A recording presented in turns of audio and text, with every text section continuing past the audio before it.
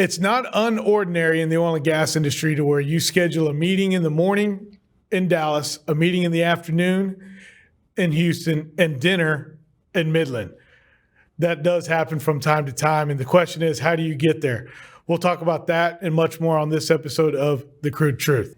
In 1901, at Spindletop Hill near Beaumont, the future of Texas changed dramatically as, like a fountain of fortune, thousands of barrels of oil burst from the earth towards the sky. Soon, Detroit would be cranking out Model Ts by the millions, and America was on the move, thanks to the black gold being produced in Texas. Now, more than a century later, the vehicles are different, but nothing else has truly changed.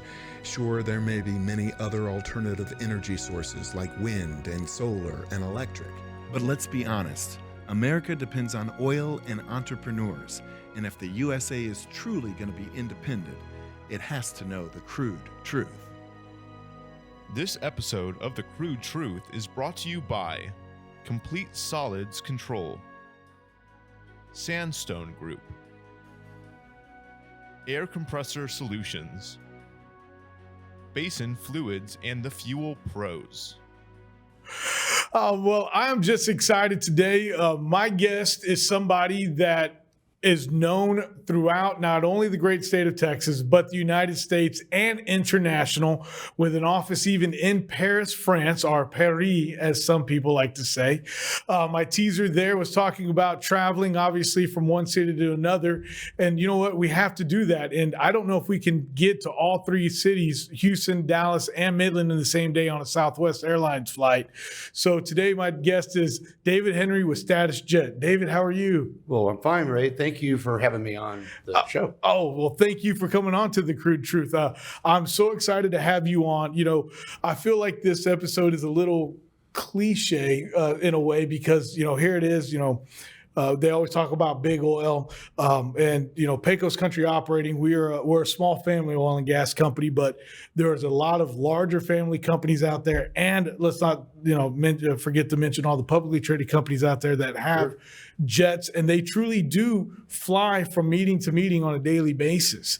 And so that's why I wanted to invite you on today to talk about what great things you guys are doing over at Status Jet and hear about everything going on. Sure. The oil and gas business is obviously a big part of our portfolio of customers. Yeah. And there's always a myth on people that have private jets. It's like, oh, it's for the wealthy and the famous. And there is some of that, but people forget this is a business tool. Yeah. Like you said the other day, there's 500 airports in North America. That's really it, that are served by public commercial airlines. Okay. The other 8,000 are private. 8,000? So if you start doing the math and go, I want to go from here to here, you mentioned, go Dallas to Houston and then to Midland for dinner.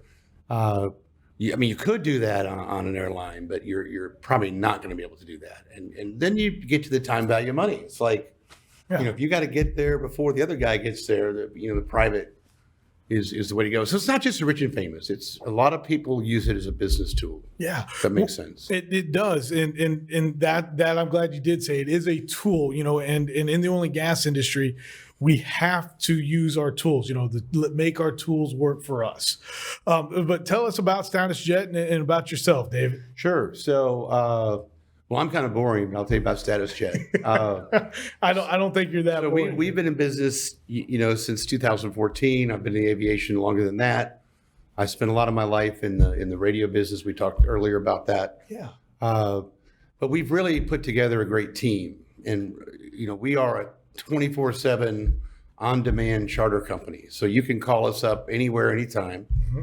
And we don't own the aircraft. We've got relationships all around the world. Okay. We're like, for example, we work with several universities. We're the official private jet partner for SMU. SMU Athletics. We also work with the United States government. We're an approved vendor with them. That's not easy if you've ever dealt with our government. But most of our clients are like yourselves, business people. We fly a few celebrities here and there, but we provide on-demand service. We do have some jet membership programs, mostly like a debit card type program. Okay. We also buy and sell aircraft for people. Really? Mm-hmm. Okay, you talk about the government, and here, obviously with regulations and things like that for us, yeah. So working with the government's never easy. I bet there's some fun stories there. I don't know. I mean, have you ever? Can you do you know of any, how do you say it? Quiet, undisclosed airports that you had to land that your guys landed to? We've actually flown a couple satellites, believe it or not. Like the top end of these satellites are like cameras. Okay. So, the Air Force, if it's like a top secret thing, they're going to do that themselves. But some of these companies, if it's something like that, and there might be armed Air Force security on that flight. Yeah. And they want to know, everybody that's connected to that airplane. But so those are some of the kind of things we've done with the government. Wow, that is cool. I mean, Mostly fly people. One time we flew a dog by itself. But no way.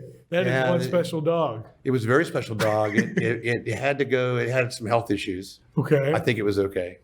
But we picked the dog up at College Station in a Citation 10. And then we flew it to, I think it was the Ohio State University had another vet program, but it was just the dog. And it was the owners or anybody. It was kind of strange. That's an expensive trip for Pooch. I think that one may get to where it's the rich and famous. Yeah. That would probably be on the rich and famous part. I think I've got a chocolate lab, and she's out in East Texas right now getting training, and I drive to go pick. I wouldn't put my dog on a bus. Mine. We have an 8-pound Shorkie. His name's Bucky Bear, and he stays in the car.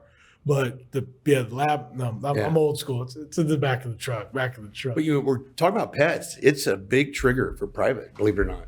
Not by themselves, but whenever we see, we do a lot of internet marketing and things, and we get a lot of referral. But whenever we see someone that has to move a pet, they don't want little Fluffy down in the baggage compartment. That's right. And a lot of the airlines now have really restricted bringing dogs on planes. Okay. So it really is a trigger for people flying private, believe it or not. Let's talk about that. And you mentioned what are people looking for? Or what are some of the questions that people ask you when they want to come fly private with Status J? Sure, that's a great question. So the number one thing is safety. Okay. So before we vet every operator that we deal with. So we meet or exceed all the FAA requirements. Aviation is very safe. Right. And the reason it's very safe is the amount of inspections have to be done. You can't trick that. So for example, if you buy a car and you want to drive that car into the ground and put 20,000 miles a year on it, never change the oil, never get it inspected, bald tires, you can do that until you get caught. Yeah. Right? Okay. You can drive without a driver's license. Yeah. You can drive without insurance, which I don't recommend, until you get caught. In the aircraft world, it's very regulated. Okay. So many hours a plane has to be inspected thoroughly, taken apart. That's why aviation is so safe. So we talk about safety, maybe not that in depth. Yes. But we make sure that the people that we are using, I wouldn't put you on an airplane that I wouldn't put my family on. Okay. So we do all that for you. And that's number one. Number two is, what kind of plane gets me from point A to point B? Do I have to stop for fuel? Yeah. Most people don't want to do that. So if you're just flying from Dallas to Oklahoma City, we could put you on a little Pilatus, a King Air, maybe a little Phenom 100. Just depends on mission, how many people, and how many bags. Oh, wow. Those are really the questions that they ask us. Okay. It's like, And of course, how much it costs. Oh, yeah. Yeah. That is, and every trip is different as far as that cost goes. And, and really, I guess it really depends on how many people you put on a flight, and you can split it up that way if you got to. Well, that's the biggest thing. You don't, so if you've got let's say you have 8 guys that want to go play Banded Dunes up in Oregon on a golf trip, right? Yeah. So they're going to, if you take a certain airplane, you got to go, okay, you got 8 guys, 8 bags, and 8 golf clubs. Oh, yeah. That you have to really look at all that, because a lot of planes aren't going to be able to hold that unless you put them on a bigger Gulfstream or something like that. Right. So in those cases, we take a hard look and say, okay, here's your option.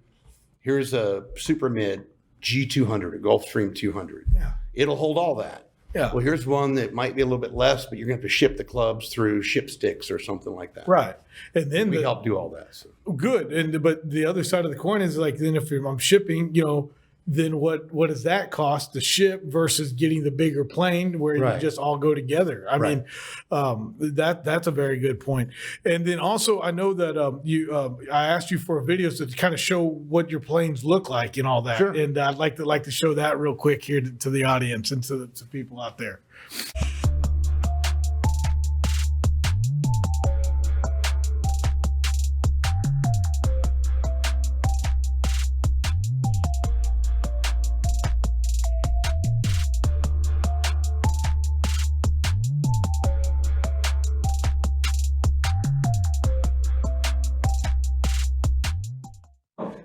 Oh man! Shout out now that guy. He works with you. Yeah, Bo, right? Bo's one of our top sales representatives. I love it. Was that gold in that sink? It looks like gold. That's actually a real plane. Obviously, that's a Citation 10. Okay. Which is a super mid. It's one of the fastest business jets. Really? In the world. And how many people could stay on that? 8. Okay. Eight. On It's a very popular plane because if you're going across the country, from like LA to New York or vice versa, that plane will make it nonstop. Really? Where if you run a midsize like a Lear 60 or a Hawker 800, it would most likely require a fuel stop. So the great thing about being in Dallas, you can hit both coasts pretty easily on midsize jets, like a Lear 60s. That's true. So because we're in the middle of the country. Yes, we are. You start flying across, it takes a bigger plane and a lot more fuel. Oh, well, obviously. And speaking of fuel, let's tie in here with the Crude Truth a little bit. How are you guys waiving this, I'll call it a storm of these higher prices, not only on fuel, but everything else that's going up right now in the industry as far as aircraft? It is the single biggest expense of an airplane, right? Right. You have the cost to buy it, but to run it is fuel. Right. And, you can see it at your own pump. Yeah. It's up. Yeah. So you're seeing charter flights up 28%. Wow. Across the board. And that's everywhere. That's just anywhere in the world. So, it has driven costs to a much higher level, but there's still great opportunities and deals out there. And then, the operators that we use do a good job with the fuel prices, but it's a big factor. Okay. It is a big factor. And, you mentioned that y'all are trying to, and what is it exactly? Because you just mentioned, hey, it's up 28%. And obviously that means it's going to be right there for the commercial jets as well, that their prices are up. The airlines are having the same issue. And, airlines, and I'm in aviation, but I'm not on the airline side. But I can tell you over time, airlines kind of break even. And fuel's always the biggest challenge. Yeah. Fuel is going to go up. Yeah. Fuel is going to go down. It's always the biggest challenge is how do you price? Yeah. So and we fluctuate. Fuel's up. I mean, it moves, but we're still getting a lot of I think very aggressive good deals out there. Well, and you mentioned international a second ago, and I mentioned that y'all have an office in Paris, France. So y'all also do international flights. Sure. And so I want to let everybody know out there that, hey, man, if they want to go to the running of the bulls in Spain, or I don't know if Brazil's still a hot spot anymore with everything going on over there. But it is. A lot of people like to hunt down there. We do some hunting trips to Argentina and those places, but people love the bird hunt down there. But like, for example, Europe, we have clients that we have some clients that are based over there that we fly within Europe. A lot of clients, let's say you go from New York or Dallas and you're going to fly first class to London. Yeah. We can pick them up on a private jet and then hop around to Monaco and different places. Yeah. Pretty easily. Now, one question I do have also is, you mentioned that you've got your operators that I guess they own the airplanes, and then y'all somehow, but do y'all sell airplanes as well? Sure. Like right now we're working on a Gulfstream 550 and a few others. Yeah. So that's the fun part of this business. I love finding airplanes for people. So, it's actually a very simple process. If you were looking to buy an airplane, I always use my salt and pepper, imaginary salt and pepper shaker. Okay. So like if we're at lunch, I'll say, the salt is the price to buy the airplanes. Let's just put that over here. Okay. Let's talk about the pepper. All right. The pepper is what it costs to have the airplane. Yeah. And those are two different deals. Absolutely. So rule of thumb, if you fly excess of 250 hours a year, ownership makes a lot of sense to have your own equipment, your own airplane, your own pilots. It makes a lot of sense to have that. If you're only flying 50 to 75 hours a year, you're probably better off calling a company like ours. You can certainly move up into the NetJets world, the fractional world. Okay. But aircraft sales are just like car sales right now. It's hard to find them. COVID kind of put the paddles on this business and pushed a lot of people into the charter and ownership market because of the airlines are having problems. They're having still problems getting enough pilots. They're having issues canceling flights. Wait till this Christmas and Thanksgiving come up. It's going to happen again. That's right. And so we're seeing a lot of people move into private aviation across the board for that reason. They want a little more control over their time because, an airplane is a time machine. It allows you to get from point A to point B without relying on a scheduled service. Let's talk about that because you said it's a time machine. What's the process for someone that is thinking about it? Because, you just said that 250 hours or more. Okay, right? And, so that's literally 10 full days a year, 24 hours in a day. That's only 10 days, like a full, and again, I know it's 240 hours, 250 hours, but that means there's a lot of individuals out there that could really seriously take a look at owning their own aircraft. And again, I'm not trying to compare because I know it's not apples to apples, but when you mentioned, hey, this is how much it costs and this is how much to operate, in anything, whether it's oil and gas. And the other thing that comes to mind for me is I like to go fishing a lot. So it's like, this is how much the boat cost me, but then to same thing, put the gas in it, maintenance it and all that. And so that's then what are those costs that go into it. So anyway, so back to my deal, 250 hours and a time machine. Okay. How much time can somebody save by calling you up saying, hey, I need to get to Midland for a meeting, or hey, I've got to go visit President Biden and really hash out this, we're going to drill, baby, drill. So how much time and what would it look like, the difference between going commercial than flying private with you guys? I'll give you a great example. I told you we're involved with SMU, so I'm on the board of the SMU Doak Walker Awards. Okay. So we had Eli Manning fly in last week and spoke at the luncheon. Okay. And he was already here on something else, but we flew him back to the New York area. Mm-hmm. And when you start getting high profile people, two reasons. One, the time. We took him right to the airport, right to Dallas Love Field. He literally got out of his car, walked on the plane, and boom, took off in 10 minutes. Okay. You can't do that on a commercial. No. And then there are some people that he's a great guy, but you don't want people in an airplane talking to you and, or let's say you're on a business trip. You're trying to close a really important deal and you're flying up to Montana or something. Sometimes you don't want other people to know what you're doing. Yeah. So you can actually block tail numbers. We've had clients request that so they can't see where you're going. Because if I'm your competitor and I see that you've got a plane and you're heading over here, like, what are you doing over there?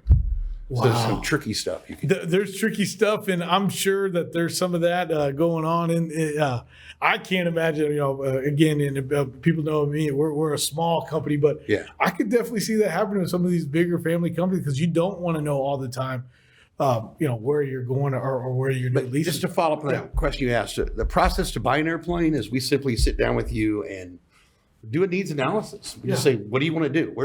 Where do you want to go? What are your trips going to look like? And my advice to anyone that's looking at an aircraft is buy something that fits 80% of what you need. Okay. Don't buy a bigger plane because once in a while you want to fly to Europe. Yeah. Because you're going to spend so much money operating it day to day for your regular stuff. You might be better off buying something that fits that mission and then chartering a bigger plane once every 2 years when you want to go on a trip. So those are kind of things that we help, and we put the right financing people together, tax people together, legal people together we don't give that advice, but we have people that do that. Whoa, that's a lot. You have to. I mean, the fact that you got to get, financing, I understand that, but to get legal involved and tax involved. Yeah, so like depreciating equipment, probably in the oil business, which I'm not familiar with like you are, but it works similar in the airplane business. It's an asset. So there's 5 years MACRs, 7 years MACRs depreciation. So we've got people in our system that we trust to help guide them through that, because like you said, everybody's different. Yeah, every deal's different and every situation's different. You're absolutely right. It is an asset. Duh. And then you mentioned that you're just able to walk right on like the video saw, and it's like you're like, hey, grab my bag, I'm on and I'm off. Literally, you call us up 24/7. It's not uncommon to book a last minute trip within 2 hours. Really? We always would like a little more notice, but we can move that quickly. Okay. If the plane's available, and depending where you are, when we look at the charter market, this is one of the reasons you want to use us or someone like us. Yeah. We don't have a dog in the hunt. We don't have a stable over here of airplanes and a hangar that we're pushing. Right. We go out in the marketplace, and let's say you want to go from Cleveland back to Dallas. American canceled your flight. You've got a really big meeting here this afternoon. You've got to get here. Yeah. Well, there's people that have planes up in Cleveland that we know. Yeah. But there's also a whole nother group of people that fly these things around the country for charter. So we know who they are. We might just drop it into Cleveland, pick you up, take you back to Dallas. Wow. So we can usually move pretty quickly. That I know, and you talk about moving quickly. I think about one time I had to fly from DFW, which is the international airport here in Dallas Fort Worth, to Austin, and I really kicked myself going, am I really flying? Because it's a 3-hour drive. Yeah, sometimes you're better off driving. Right. And then sometimes, even though it's a 25-minute flight. Yeah. And then same thing with San Antonio. It's a 5-hour drive, or 4.5 nowadays, but just 5-hour drive. But it's a 45-minute flight, but you got to be at the airport. They recommend 2 hours beforehand. And, and so flying private charter with you guys, that takes it to a whole different ballgame again, to where you walk on, I can actually be there hypothetically. It's like, where you now control your time. Yeah. Now you control your time, and you pay for that. That's part of the experience. You pay for that. And you know what? That right there, I think that's my hook. The Crude truth today is that when you go charter or private, you actually control your time. You're on your schedule, because time is something we can never get back, obviously. Absolutely. One oil example I'll give you. We flew a drill bit one time. No way. Yeah, I forgot the company. They were down off the Gulf in Houston. Yeah. And I guess they had a rig go down. And I don't know a lot about your business other than the oil comes out of the ground, right? Right. And drill baby drills. But they couldn't. They had to get it to Houston. And we literally picked it up on a Learjet at midnight in New York. I guess it came off a ship or somewhere, and we flew it down to Houston, and they got a helicopter. We got the helicopter, flew it out to the rig. Oh, wow. But if you think about it, they were happy to pay. Yeah. Because they couldn't ship it FedEx. They don't have time. No, the time's not there. The rig's down. So the rig is down. I don't know what that costs today, but it's got to be a very big number. Well, if it was an offshore rig, some of those cost $1 million a day. Well, there you go. So a private charter flight was cheap.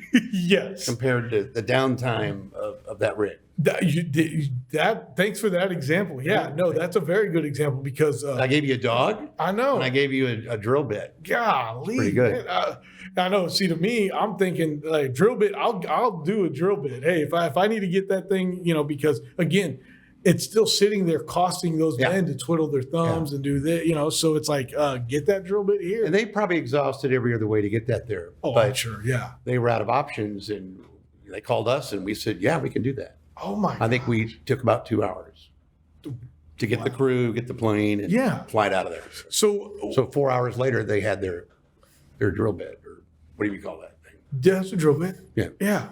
Wow. 4 hour turnaround. Mm-hmm. That is big. That means that's not even half a day. Yeah. That you're not down. You're not down half a day. That's awesome. And most of our clients plan out about Really, it's 2-3 weeks. It's not commercial where you plan out like a year from now or something. A lot of it's kind of, I don't want to say last minute, but a lot of it's 2 weeks out, 3 weeks out, a week out. That's normal in private aviation. Okay.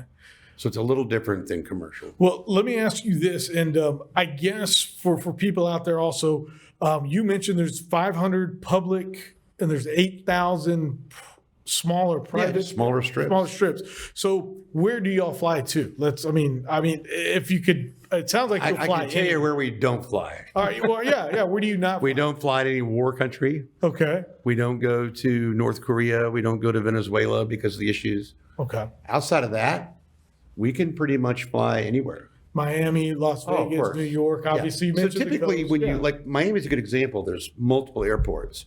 Yeah. So typically when we fly into an LA or Miami or even a Dallas or Houston, we try to find the airport that's closest to where you're trying to go.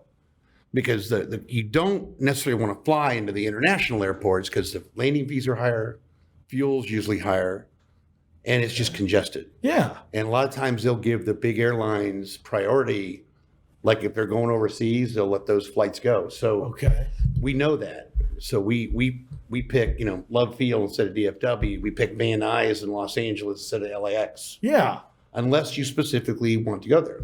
So, but that goes back to the time. It's like, hey, if I can put you closer to where you need to be, that's going to save you. Especially out in Los Angeles. We think we have bad traffic in Dallas, but out there it's critical. And they have, you want to go to Orange County? Do you want to stay up north? Do you want to? So, and a lot of times the clients will know that, but if they don't, we'll help them say, tell me where you're going, where you're going to need to be. Yeah. And then we can provide, car service, catering, everything. And then you mentioned, how the traffic is in LA and New York. It's not uncommon to see helicopters on a daily, almost just going, I call it building hopping, but just going from place But even to like place to Martha's Vineyard and some of those places, we've flown people into the New York area. We've taken people that have gotten off commercial flights, put them on a helicopter. Very common, really, in, like you said, New York, Chicago, Los Angeles. We actually fly some universities around for recruiting, like SMU and some other ones that we work with. I don't want to say everybody because I understand who's listening to this. But, no, you got to keep it, But we'll do some high school Friday night games and fly the coach around the different high schools, and they tweet about it and get all excited. So it's kind of fun. Oh my gosh. Well, you mentioned earlier that the holiday season is upon us, and that for individuals out there that know they're going to be flying, and they listen today going, hey, this is probably something that we can do. How would they contact you and your team? Oh, the easiest way would just go to statusjet.com. Okay. On there's phone numbers. It's very app friendly on the thing. Okay. But it's just, www.statusjet.com. Yeah. And you can fill out a form right there. Our phone number's on there. I'm David Henry. You can ask me personally, but you probably want one of my team members. They'll probably do a little better job. Well, Bo looks like the guy. Bo does a great job. Yeah, Philip, there's a lot of them. Molly, we got a lot of good people there. Yeah. So I would, and we can help plan it. We're taking a group next week. It's a 30 passenger jet. We took them once already to Disney World, their whole family and cousins. And now we're flying them to a wedding. So we can do all size airplanes, by the way. We've flown 777s, chartered 767s. Wow. A lot of it's just, your private jets, but that's a big part. We fly basketball teams. Okay. SMU, men's and women's around, a few other schools. Okay. So. Wow. Yeah. So you were, I'll charter a blimp if I can find one. I'm kidding. I'm about to say, challenge accepted. I will figure that one out. I'll put the Crude Truth on it. Put it on. You can put the whole logo. And then we'll I'll go, hey, he did it. That would be the Crude Truth. Well, David, I cannot thank you enough for coming today to talk about the great benefits, really, of chartering or even owning a plane. And I think, again, I want to say, to me, 250 hours. If somebody's out there and they're at the airport, or more importantly, if you're flying for 250 hours or more a year, just think how many hours you're sitting at the airport on Right. top of that. So really reach out to David there at Status Jet and see what he can do for you and your family or your team. Well, thanks for having me on the show. Well, thank you so much, David. Well, that's it for this episode of The Crude Truth. We'll see you here next time. This episode of The Crude Truth is brought to you by Complete Solids Control, Sandstone Group, Air Compressor Solutions, Basin Fluids and the Fuel Pros, and Real News Communication Network. The easiest way to start your own podcast and TV show? Real News Communications Network. Stand out from your competition. Produce streams of high-quality social media content. Become a thought leader in your industry. With RNCN, you get to be the host. We handle everything else. Tour one of our 3 locations in Dallas, Fort Worth, and the Colony. Call 972-402-6333 or visit launchashow.com to find out more.